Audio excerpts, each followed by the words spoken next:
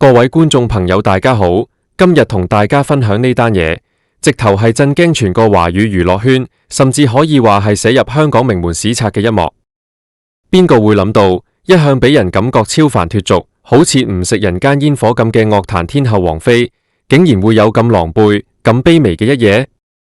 呢段跨越咗成30年嘅風飛戀，竟然喺2026年嘅一個深夜，喺太平山頂嗰間價值連城嘅豪宅入面徹底崩潰。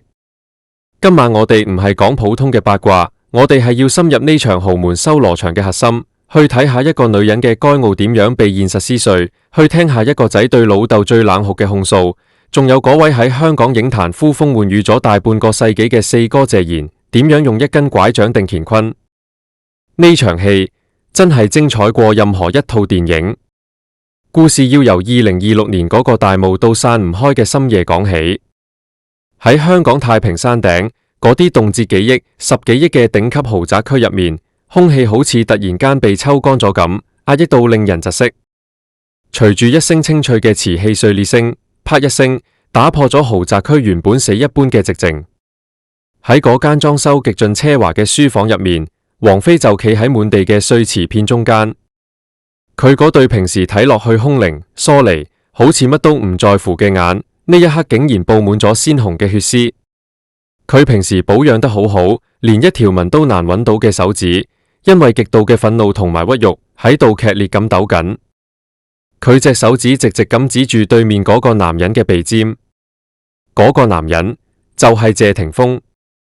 謝霆鋒呢一刻就企喺嗰堆碎瓷片入面，佢半邊面隱沒喺燈光嘅陰影入面，手中嗰支雪茄已經燒到盡頭，微弱嘅火星閃下閃下，就好似佢呢一刻嘅內心防線咁，隨時都會崩潰。佢冇反駁，甚至連一句話都講唔出口。王菲把聲已經唔再係我哋熟悉嘅嗰種空靈天籟，而係因為極度憤怒而變得沙啞，帶住一種要同你同歸於盡嘅決絕。佢大聲咁嗌出嚟，問謝霆鋒係咪仲想去見張柏芝？佢話：如果你敢再見嗰個女人，如果你敢再踏入嗰個家門一步，我就要你謝家徹底絕後。我要帶走屬於我嘅一切，明星、金錢，仲有你呢世人最後嗰少少體面。呢番說話簡直係宣戰。邊個會諗到50幾歲嘅王菲，竟然仲會好似一個喺公館後台流淚嘅小女仔咁，為咗一個男人嘅去向而歇斯底里。佢恨自己到咗呢個年紀，竟然仲要好似啲街市潑婦咁爭風呷醋。佢更恨張柏芝嗰個好似陰魂不散嘅幽靈咁，永遠隔喺佢同謝霆鋒之間，用嗰兩個仔作為籌碼，一次又一次咁拉扯住謝霆鋒嗰粒疲憊不堪嘅心。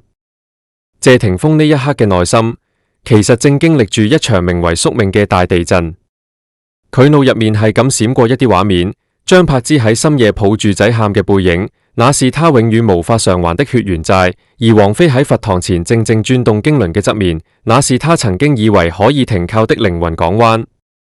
一邊係刻進骨頭嘅舊愛餘溫，一邊係近在咫尺嘅偏執瘋狂。佢自以為可以喺呢場曠世三角戀入面左右逢源，修補好嗰道名為家庭嘅裂痕，但點知呢道裂痕早已經變成咗深不見底嘅修羅場。佢終於開口啦，把聲低沉到好似喺喉嚨深處磨過咁。佢問王菲：阿菲，你覺得去到今日，我謝霆鋒仲剩返啲乜嘢可以俾你帶走？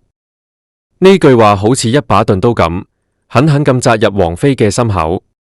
謝霆鋒自嘲咁冷笑，眼淚終於流咗出嚟，瞬間就整花咗佢精緻嘅妝容。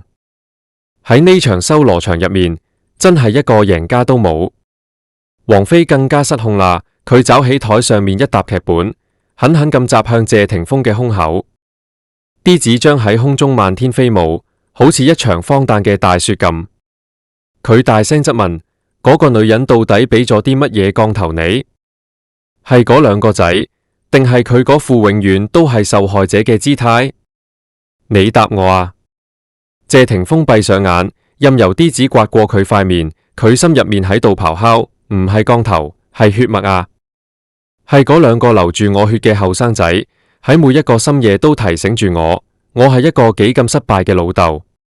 正當呢場豪門內戰即將爆發到臨界點嘅時候，書房嗰扇沈重嘅紫檀木大門突然之間俾人由出面猛力推開咗，一股帶住少年銳氣嘅寒意，好似冰刃咁刺破咗呢份死寂。全場嘅空氣喺嗰一瞬間徹底凝固，一個後生仔嘅身影出現在門口，係謝震軒，係大家熟悉嘅 Lucas。Lucas 就咁不直咁企喺門口，佢身上件黑色連帽衫仲沾住外面嘅汗毛，佢嗰張同謝霆鋒後生嗰陣一模一樣嘅臉，呢一刻竟然籠罩住一層比謝霆鋒仲要陰森、仲要肅殺嘅寒霜。嗰種眼神係謝家男人特有嘅冷酷。王菲睇到 Lucas 嘅嗰一刻，原本凌厲嘅斥責塞咗喺喉嚨度，佢感到一種前所未有嘅荒謬。佢頭先仲話要帶走一切，仲話要謝家絕後，但係眼前呢個活生生流住謝家血脈嘅後生仔，正正就係佢永遠都跨越唔到嘅深淵。Lucas 開口啦，佢把聲帶住一種唔屬於佢呢個年紀嘅磁性同埋狠辣。佢冇行去謝霆鋒嗰度，而係直接跨過嗰啲碎瓷片，一步一步咁逼近王菲。佢每行一步，鞋底同地板摩擦嘅聲都令人覺得牙酸，好似喺度踩碎緊王菲最後嗰笑笑體面。佢冷笑住同王菲講：阿姨，我看你唔單止想帶走爺，你仲想帶走我老豆條命喎。謝霆鋒嚇到把聲都變埋，佢下意識想去攔住個仔，但係 Lucas 一個冰冷嘅眼神就將佢定咗喺原地。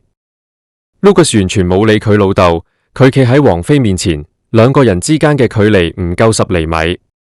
王菲嗰張平時俾無數粉絲神格化嘅面孔，喺 Lucas 充滿戾氣嘅瞳孔倒影入面，顯得咁老咁扭曲。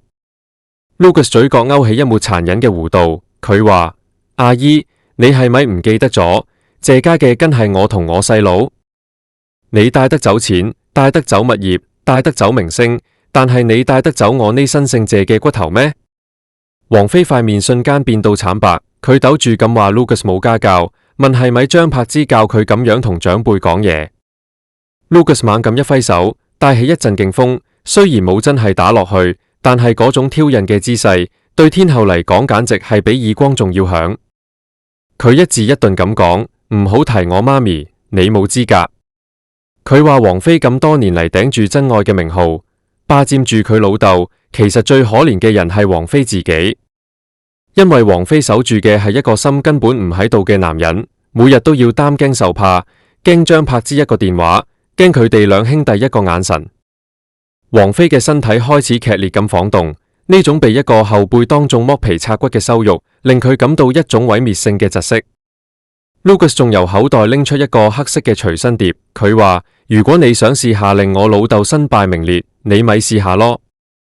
佢話呢個隨身碟入面有好多關於當年世紀復合背後嗰啲唔見得光嘅交易同埋情緒勒索。佢話時代變咗，王菲嗰套佛系人設喺佢呢度一文不值。呢一句說話直頭係將王菲最後嘅防線徹底擊潰。喺呢場修羅場入面，Lucas 用最殘忍嘅方式話俾王菲聽，無論佢哋點樣糾纏，謝霆鋒、張柏芝、Lucas、Quintus 呢4個人先至係一個打斷骨頭連住根嘅完整圓環，而王菲由始至終都只不過係呢個圓環之外嘅一場夢。謝霆鋒終於爆發啦，佢一拳砸喺書台上面，震到啲嘢跳起晒，佢大聲叫 Lucas 夠啦！但係 Lucas 轉頭對住自己親生老豆發出野獸咁嘅低吼，佢話唔夠。佢問謝霆鋒仲要縮到幾時？睇住呢個女人羞辱自己嘅家庭，羞辱自己嘅過去，佢話謝霆鋒嘅沈默唔係深情，而係懦弱。呢番說話將3個人、3個時代嘅錯位同埋恨意，全部推到去最高點。就喺呢個時候，走廊盡頭又傳嚟一陣審悶嘅聲響。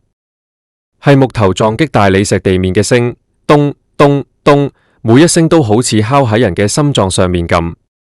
係謝賢，呢位見證咗香港演藝圈半個世紀興衰嘅老人家，撐住一根鑲金嘅拐杖，喺陰影入面慢慢現身。雖然佢帶住黑超，但係遮唔住佢身上嗰種由名利場入面磨練出嚟，令人膽寒嘅戾氣。佢把聲唔大，但係一開口就令到書房入面火藥味十足嘅空氣瞬間熄滅。佢話：嘈夠未啊？全場即刻死寂一片。王菲嘅眼淚奪眶而出，佢發現喺呢個所謂嘅謝家修羅場入面，真正被圍獵嘅其實係佢自己。謝賢行到房中央，嗰根象徵權力嘅拐杖重重一頓，發出一聲悶響。佢對住王菲講：阿菲，太平山頂風大，心火太旺容易燒親自己。佢冷笑住話：喺香港地，謝家風風雨雨咁多年，乜嘢女人佢未見過？乜嘢狠話佢未聽過？當年霆鋒為咗王菲連命都唔要，謝家認咗。但係王菲千不該萬不該，唔應該喺呢個家入面，當住佢孫仔個面，動搖謝家嘅根基。王菲顫抖住叫咗一聲四哥，但係謝賢猛咁揮動手中嘅拐杖，指尖幾乎掂到王菲嘅鼻尖。佢好冷酷咁講：喺謝家，你仲未有名分。以前霆鋒寵你，你是他的心頭好。而家你想掀台，你就是個外人。外人呢兩個字，好似一把碎咗毒嘅利刃，瞬間刺穿咗王菲苦心經營咗20年嘅所有幻想。謝賢轉頭睇住 Lucas， 眼神入面竟然有一抹欣賞。佢拍下 Lucas 個膊頭話：Lucas 你做得啱，謝家嘅門要由謝家嘅男人守住。跟住佢目光如炬咁射向謝霆鋒，鬧佢為咗一個女人搞到屋企亂晒大龍，對唔對得住自己身上根骨頭？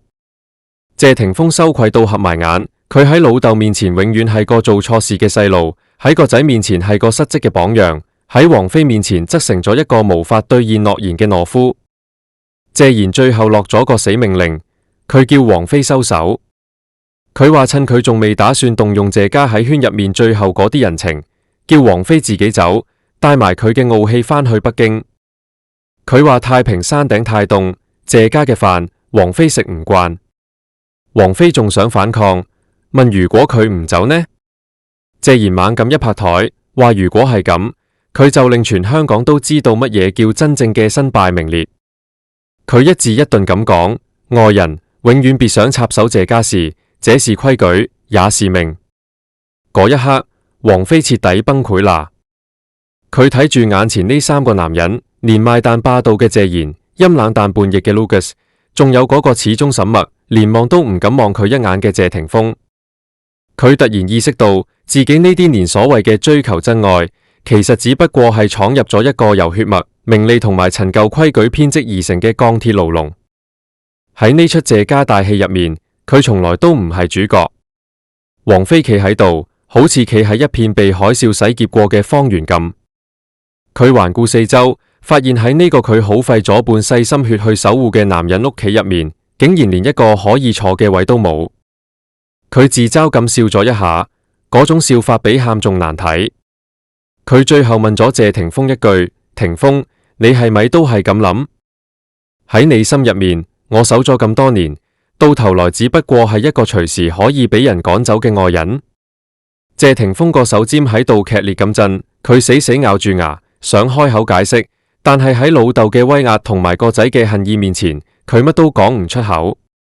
呢種死一般嘅沈默，成為咗壓垮王菲尊嚴嘅最後一根稻草。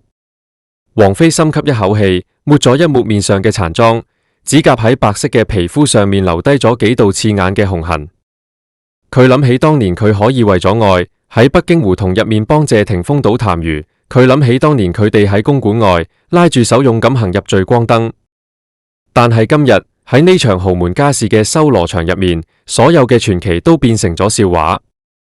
佢慢慢走向大門，每行一步都好似踩喺刀尖上面咁。經過 Lucas 身邊嘅時候，佢停低咗。佢同 Lucas 講：後生仔，你贏咗。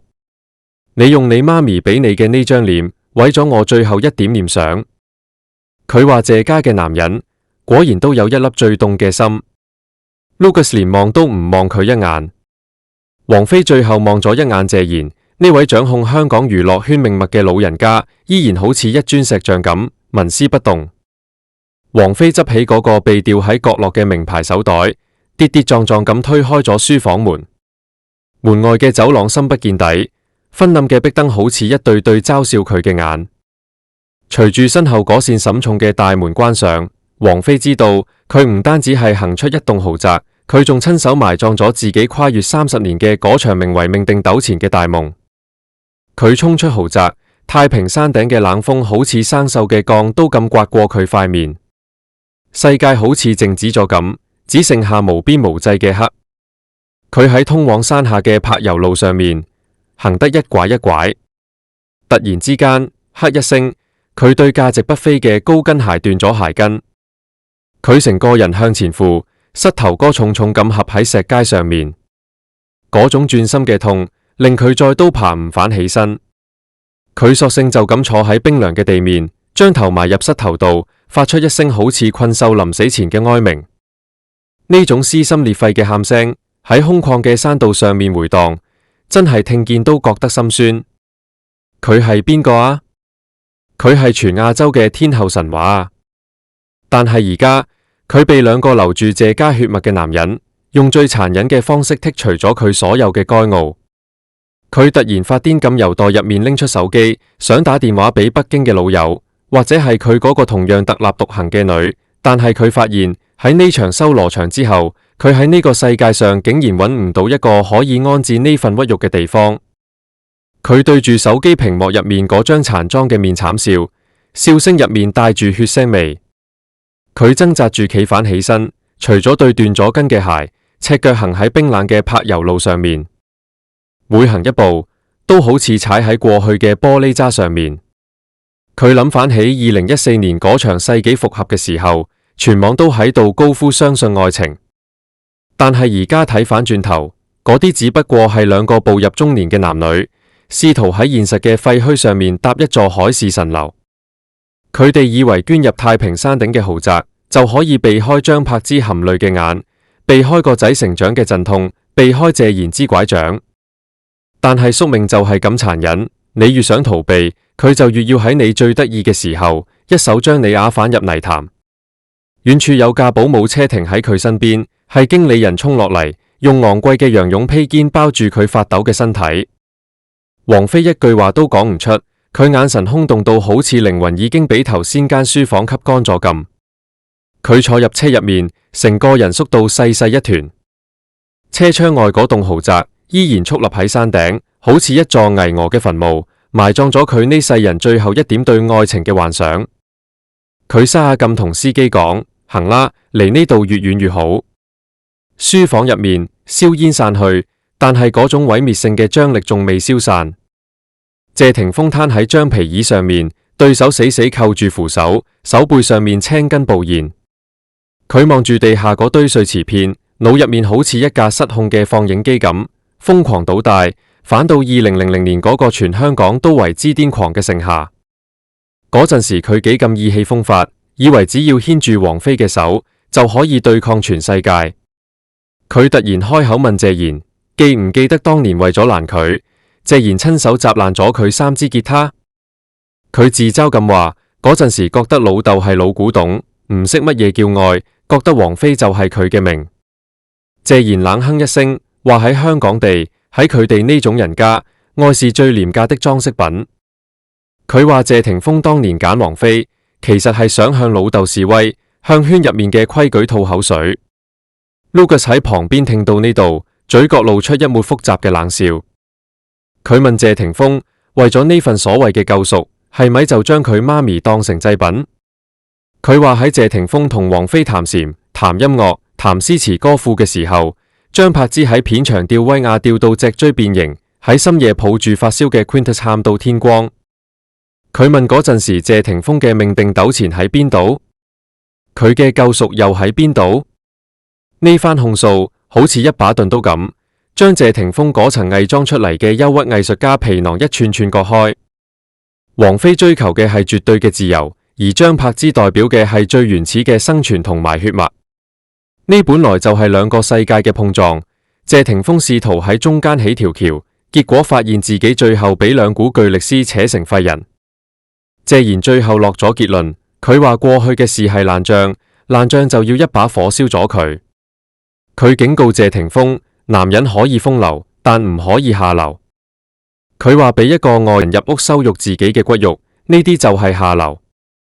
佢命令謝霆鋒，如果仲想認佢呢個老豆，仲想認呢兩個仔，就一定要同王菲斷得乾乾淨淨。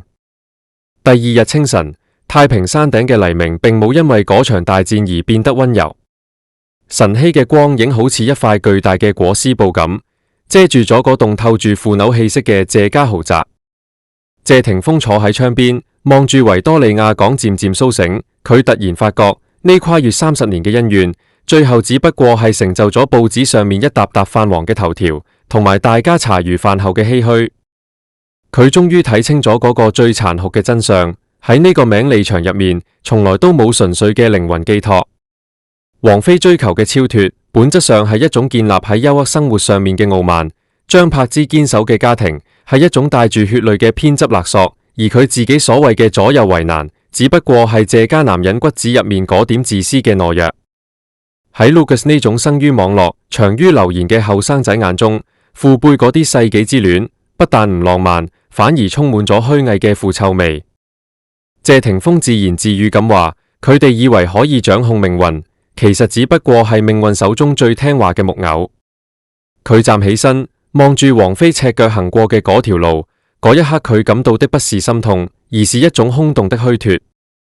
呢場謝家修羅場，真係一個贏家都冇。王菲帶走咗佢嘅傲骨，卻丟掉咗最後一點溫泉，從此只能喺佛堂嘅青煙入面尋找平靜。謝賢保住咗謝家嘅門面，卻親手剪碎咗個仔最後一點快樂，變成一個守住金銀財寶嘅孤獨老人。Lucas 贏咗話語權，卻喺細個就學識用最殘忍嘅邏輯去解剖人性。而謝霆鋒，佢變成了呢間豪宅入面最高級嘅囚徒，擁有了名利，卻失去了唯一可以令佢感到自由嘅出口。繁華散盡，滿地雞毛。呢個就係香港娛樂圈最真實、最血淋淋嘅底色。嗰啲被包裝成世紀神話嘅愛情，撕開嗰層華麗嘅包裝紙，入面全部都係利益算計、血脈博弈同埋人性嘅醜陋。我哋呢啲睇客喺屏幕外面為佢哋嘅分分合合流眼淚，卻唔知喺聚光燈影唔到嘅地方，佢哋正係為咗嗰點虛無嘅體面，將彼此嘅心肺都掏空埋。人生如戲，真係全靠演技，但係最悲哀嘅演技係呃到全世界，最後卻呃唔到自己。謝霆鋒拉埋咗嗰對厚重嘅窗簾，將陽光擋喺出面。佢知道由呢一秒開始，關於風飛嘅舊時代徹底落幕啦。剩低落嚟嘅只係喺名利嘅廢墟上面，幾個人面目模糊嘅人繼續扮演住名為體面嘅木偶戲，直到生命終點。呢啲或者就係命。今日嘅分享就到呢度，大家聽完呢段故事，係咪都覺得豪門深似海？所謂嘅真愛喺現實面前真係好脆弱。你哋覺得謝霆鋒最後揀咗家庭而放棄王菲，到底係負責定係懦弱？ Lucas 咁樣對待長輩，你哋又點睇呢？歡迎喺下面留言區分享你哋嘅睇法，一齊討論下。如果你鍾意呢類深挖娛樂圈內幕嘅內容，記得點讚、轉發、訂閱我哋，仲要開啟小鈴，咁樣你先唔會錯過我哋下一集更精彩嘅爆料。我哋下集再見。